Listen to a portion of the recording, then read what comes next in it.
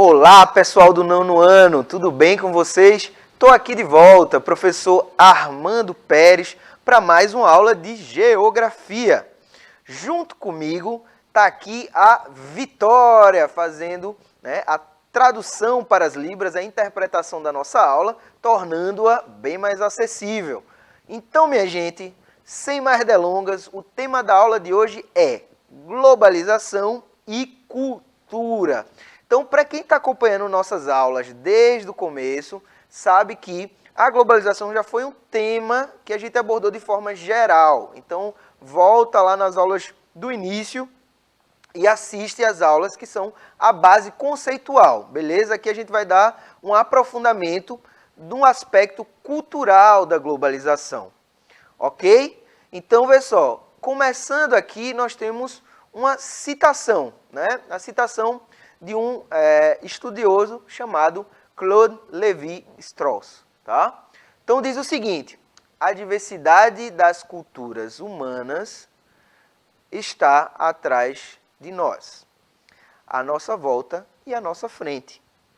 A única exigência que podemos fazer a seu respeito é que cada cultura contribua para a generosidade das outras. Então, vê, quando esse autor ele fala está atrás de nós, ao nosso lado e à nossa frente, ele está falando justamente do passado, do presente e do futuro. Ou seja, que a cultura, que é algo inerentemente, ou seja, é algo único da humanidade, até então, né? Só quem gera cultura somos nós, está em todo o processo, em toda a história da humanidade. E o que a gente pode fazer é justamente ser generoso a essas culturas, né? Que a gente enxergue a diversidade cultural de forma generosa. E aí, para dialogar com essa frase, né, eu trouxe aqui uma charge, vai chegar na tela para vocês. Ó. Então, no primeiro quadrinho aí, tem um garoto segurando um pote de tapioca, que ele chama aí, uma cumbuca, né? E ele vai dizer o seguinte: ó poderoso da mídia de massa, obrigado por elevar a emoção, reduzir o pensamento e angular a imaginação. Ele está falando isso de frente da TV. E aí no segundo quadrinho diz o seguinte: obrigado pela artificialidade das soluções rápidas e pela manipulação traiçoeira dos desejos humanos para fins comerciais. No terceiro quadrinho ele se abaixa aí fazendo uma reverência e diz: essa tigela de tapioca morna representa meu cérebro. Eu ofereço em humilde sacrifício. Mantenha sua luz oscilante para sempre. Então, vê, essas duas motivações, né, são para dialogar com o que a gente vai abordar conceitualmente hoje na nossa aula. Beleza? E aí eu começo com a pergunta, ó, qual a relação entre sociedade e cultura? Então, eu já falei para vocês que a cultura ela é inerente, né, de nós, humanos, e aí eu trago aqui um conceito que traz essa relação. Primeiro é que a sociedade ela pode ser entendida como um sistema de inter-relações que vincula os indivíduos, as quais estão presentes pelo fato de que seus membros se organizam segundo relações sociais estruturadas que se baseiam em uma cultura. Então, deixa eu explicar isso aí para vocês, a gente vai devagarzinho, né? Você quer uma aula, né, que traz uma carga conceitual aí mais complexa, mas vocês são nono ano, né? Nono ano tá botando ali o pezinho no ensino médio, então vai chegar disciplinas de sociologia, né? Então é bom a gente já se aproximar desses conceitos. Então, veja, eu falei que a sociedade ela vai estar estruturada, né, nas relações. Então, o conceito de sociedade ele está ligado à relação humana, né, à relação de grupos e de indivíduos. E essas relações vão ser pautadas por valores culturais. Então, a simbologia de cada sociedade, né, está associada à base cultural. Beleza? Vamos continuar aqui. Ó, pode-se identificar 3 dimensões da cultura. Aí a gente vai se aprofundar um pouquinho no que é cultura. A antropológica, a histórica e a cultura como senso comum. Em resumo, temos cultura como conjunto de características como linguagens, hábitos, histórias, comportamento social, leis, culinária, tipo de vida, atividade econômica exercida, ciências e valores morais de determinadas sociedades. Então, à medida em que a gente vai perceber dentro do fenômeno da globalização, né, qual a alteração que esse fenômeno vai gerar nas culturas. Então vamos relembrar qual é o conceito de globalização. E aí, vocês estão lembrados e lembradas? Eu vou falar aqui para vocês. Então, globalização tem a ver com o aumento da difusão, né, dos fluxos de informação, de mercadorias, pessoas e capitais. Então, de uma forma bem resumida, tá? Esse pode ser um conceito válido para a globalização. Vai começar lá, ó, no século XV, XVI, por aí, com o advento das grandes navegações. Beleza? Então, com as grandes navegações para o comércio ultramarino, a gente vai começar essa difusão, essa intermediação. Tem muito fortemente em relação com a técnica. Ou seja, para os povos da Península Ibérica, né, Portugal e Espanha, conseguirem fazer viagens, né, de circunnavegação da África para chegar lá na Índia, né, no Oriente, eles tiveram que desenvolver uma tecnologia náutica, não só dos barcos, mas também das técnicas de navegação. Beleza? Então, só para a gente entender essa associação. E aí a gente vai refletir toda essa ideia para a difusão cultural. Beleza? Vamos seguir.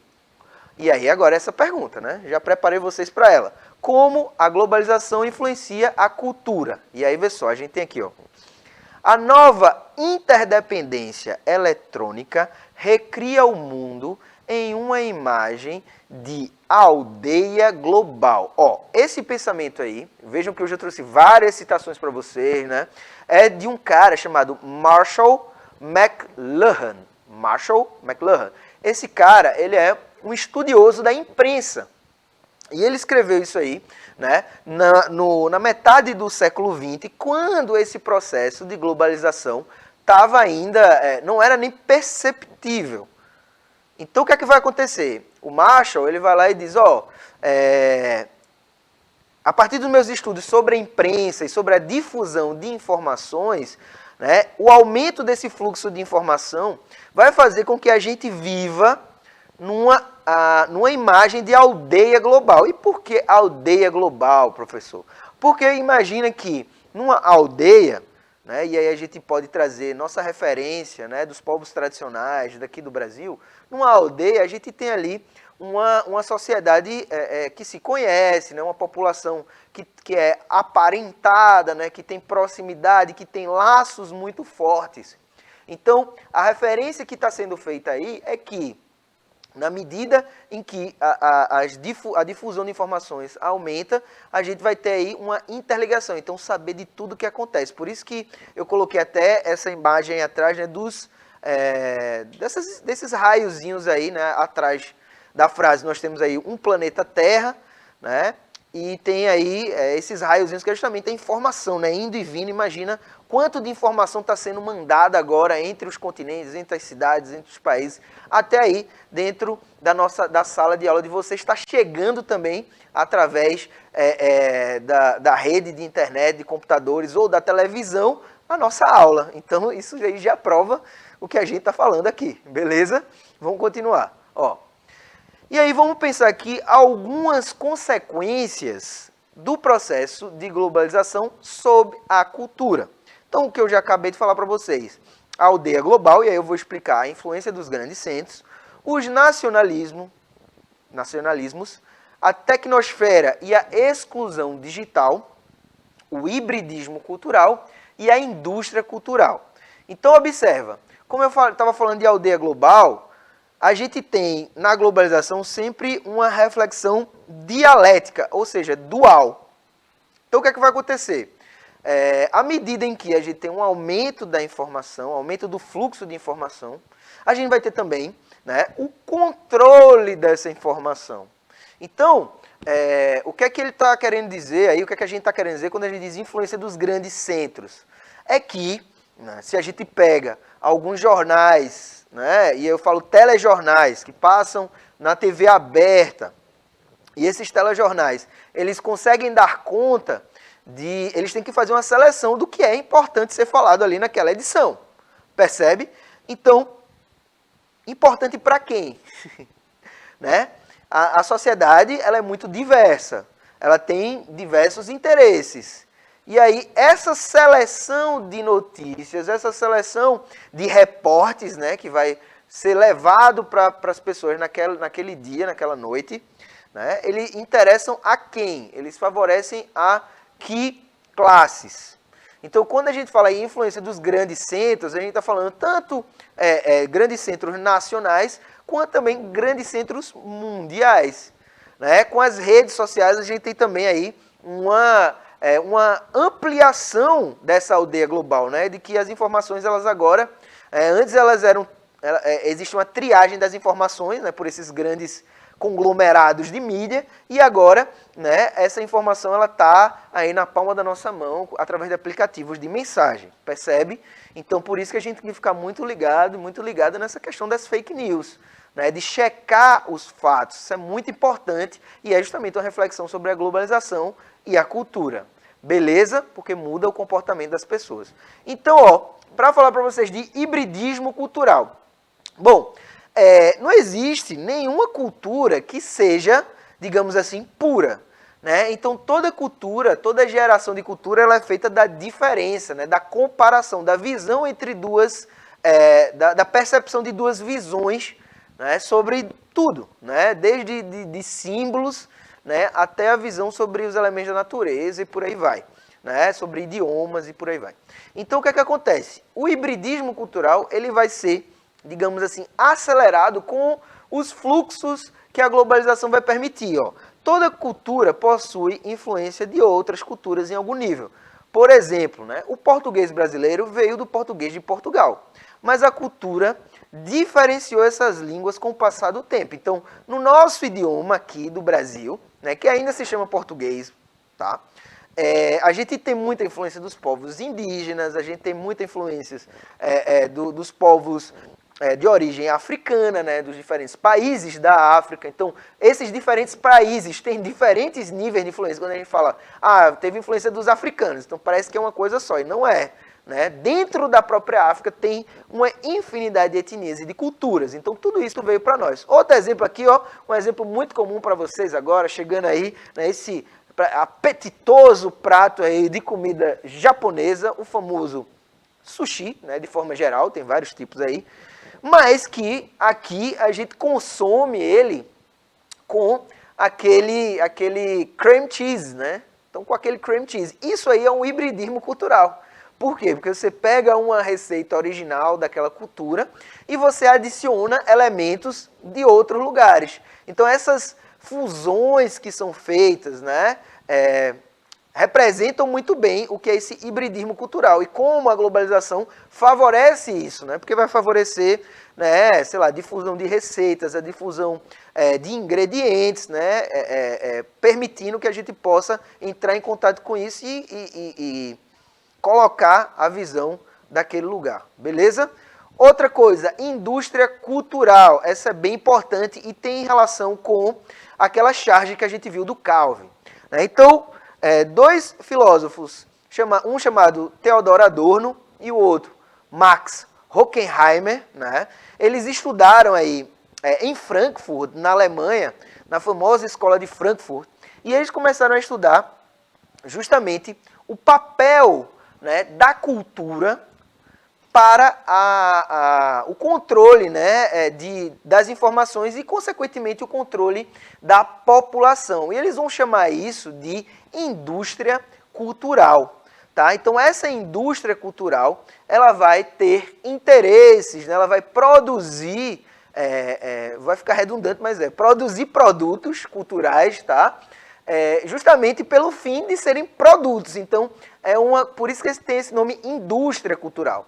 Né? Porque a arte ela vai se tornar, segundo eles, tá? Vai perder a sua função, né, de expressão e vai virar um produto. Então a arte ela passa a ser um produto. Por isso que a gente tem como exemplo, por exemplo, as músicas que são músicas feitas para vender. Né? Aquela música que vai ser tocada ali, que é sucesso, que é hit, e outras músicas, né, que nunca vão atingir um padrão estético, digamos assim, nunca é muito tempo, né, mas que não tem o padrão estético, digamos assim, do mercado, né? Então por isso que fala de cultura de massa, né? Porque está ligado justamente a um gosto médio, digamos assim, de determinada sociedade. Vê só, ó, a gente tem aqui, né, elementos dessa indústria cultural. Então a gente tem aí o famoso rádio, né, que hoje em dia já está integrado ao celular, né? Poucas pessoas aí, será que você escuta rádio? O pessoal da sua casa ainda ouve o radinho ali, né? Ainda tem o rádio que é só rádio mesmo, né? Porque hoje em dia a rádio está integrado ao celular, né? Mas às vezes você tem que só escutar com fone de ouvido. Então, bom, a televisão, né, clássica, mas que com o advento da internet e aí esses sites de streaming, né, que são aqueles sites que vão colocando os vídeos lá e tá substituindo aí de certa forma a função da televisão, né, ou fez a televisão se remodelar, né, enquanto elemento dessa indústria cultural. Os jornais, que também estão ficando cada vez mais magros, digamos assim, né? O jornal antes tinha várias páginas, várias seções, hoje em dia está cada vez menor, menos páginas, assim, saindo de circulação mesmo. Alguns jornais já nem produzem mais em papel, né? Porque hoje em dia se lê tudo através de aparelhos digitais, né? Através aí de gadgets, né? Cheio das palavras em inglês hoje, Vitória. Vamos embora. Ó, a gente tem aqui as revistas, né? As revistas aqui, as bancas. Bom, o jornal e a revista me lembram uma coisa. As bancas de revista também, atualmente, não servem só mais para vender revista, né? Tiveram que diversificar para poder sobreviver justamente por causa da internet, né? Por causa da chegada, né? Da facilidade de você transportar agora várias revistas, jornais, músicas, tudo, né? De forma digital. E o último aqui são os sites, né? Tá meio clarinho aí, mas David joga na tela e a gente vê aí que tem um HTTP aí, ó, uma setinha, que são os sites, né, que vão fornecer aí informações, né, produtos cada vez mais direcionados. Então, com o efeito dessa indústria cultural, a gente tem também, né, uma atuação na sociedade, né? As pessoas elas vão cada vez mais se identificar, né, de forma específica com determinada linha cultural, com determinada manifestação musical, enfim, a gente tem, né, por essa difusão a gente vai ter uma percepção muito mais na sociedade, né, a criação desses grupos, desses nichos aí que vão ter características, vão se identificar com essas características. Percebe? Então, tudo isso é efeito, minha gente, da globalização cultural, né? O efeito da globalização na cultura, nas culturas. Além disso, a gente vai falar, né? Aqui eu trouxe só um esqueminha da indústria cultural, tá? Então, nós temos aí a indústria, né? Uma fábrica simbolizando, né, essa indústria, essa produção. Nós temos aí uma obra de arte, depois o jovem aí sendo bombardeado por informações, depois ele refletindo sobre aí, pensando o que é que eu preciso, o que é que eu não preciso, daí vai às compras e por aí vai. Então a gente tem, né, como consequência na nossa sociedade esse consumismo, né? Então existe também esse aspecto negativo que é o consumismo. Por outro lado, a gente tem também a difusão de culturas, né, que antes estavam ali digamos, marginalizados. Então, como a gente já falou, a globalização ela tem esse aspecto de dualidade, beleza? Ó, vou deixar aqui uma tarefinha para vocês, já pega aí o celular para ler esse QR Code, né, escutar uma musiquinha muito massa daqui de Recife, né, que Computadores Fazem Arte, do Chico Science e Nação Zumbi. Então, vocês vão ouvir essa música, analisar a letra e ver quais as relações que essa canção tem com a aula de hoje. Então, minha gente, vê só, depois dessa tarefinha aí, vocês vão escutar essa música, né? Eu tenho certeza que vocês já ouviram, talvez aí, os pais de vocês, não sei, né? Então, escuta essa música e analisa, será, né, quais aspectos que a gente falou hoje que ele fala aí. Então, já pelo nome, a gente percebe uma coisa, né? Computadores fazem arte. Então, se eu voltar aqui para essa imagem, né? Se eu voltar aqui para essa imagem, nós temos aqui, ó, observa aí, no meio desse esqueminha que a gente tem um quadro aí, né? Um quadro bem colorido, tá? E aí, é exatamente isso que essa música quer trazer, né? Eu vou colocar aí já esse start, né? Já dar início a esse debate de vocês, né? Por quê? Porque computadores fazem arte. Será que toda a arte hoje ela é gráfica? Será que as músicas elas são ali produzidas, as letras são produzidas em computadores, também lá fazendo um jogo de palavras instantâneo? Os computadores têm uma capacidade de pensar, né? Pensar entre aspas, tá? Tem uma capacidade de fazer cálculos e lá e aproximar as palavras que combinam e aí fazer a letra de uma música, ou misturar as melodias, né? Então a gente sabe que o avanço da tecnologia, ele trouxe muito nesse sentido, né? Nós observamos aí os filmes, por exemplo. Os filmes são um grande exemplo dessa indústria cultural, né? Tem aqueles super-heróis aí, daquela que era de revistinha, né? De HQ, né? Aqueles filmes de super-heróis é um exemplo claro disso. Por quê? Porque eles estão em paisagens assim, né? Impossíveis, né? Que são criadas o quê? Digitalmente. É o famoso chroma key, né? O famoso chroma key, que é uma técnica utilizada, né, em vídeo para a gente poder alterar ali os cenários, percebe? Então, quem cria esses cenários são justamente através da mente humana que vai ali e manipula, tá? Mas quem realiza isso são os computadores, né? Antigamente se fazia uma tela, uma pintura, existem quadros belíssimos, muito realistas, né? Existem pessoas que desenham, que a gente pode ver aí na internet também, pessoas desenhando de forma muito próxima da realidade, né? Mas até que ponto esse tipo de mídia, esse tipo de indústria, né? Ela interfere, por exemplo, na produção local. Qual será a relação entre a indústria cultural e a cultura local, ou seja, de determinados lugares específicos? Se a gente pensa, por exemplo, o cinema brasileiro relacionado aí a esses filmes, né? Qual filme é mais buscado? Né? Quando sai um filme nacional ou quando sai um filme desses estadunidenses?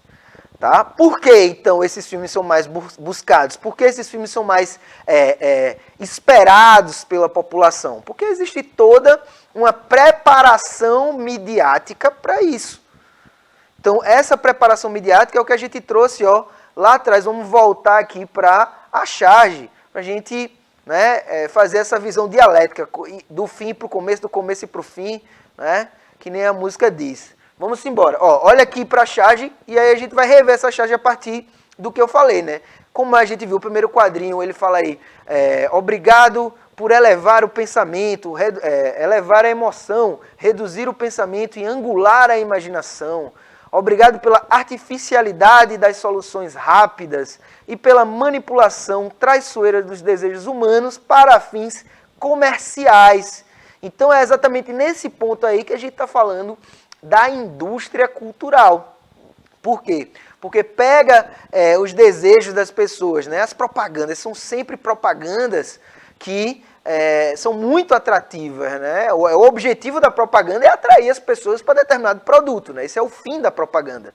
Então, cada vez mais ali utilizando recursos técnicos, utilizando fotografias, utilizando a ciência também, né? Através da neurolinguística, né? Como o cérebro reage a tal cor, né? Como o cérebro reage a tal som. Então, tudo isso está sendo incluído nas propagandas, está sendo incluído nesses filmes das grandes produtoras de cinema, né? de Hollywood. Né? E aí, no final, as pessoas estão ali, que nem o Calvin abaixado aqui, esta tigela de tapioca morna, representa meu cérebro, eu ofereço em humilde sacrifício, mantenha sua luz oscilante para sempre, ou seja, me mantenha intertido, né? Me tire dessa realidade. Então, muitas vezes, né, a gente não valoriza a realidade, não busca, inclusive, conhecer a cultura e a realidade que está ao nosso redor, tá? Porque a gente está focado ali, ó, só isso aqui que presta, só isso aqui que é massa.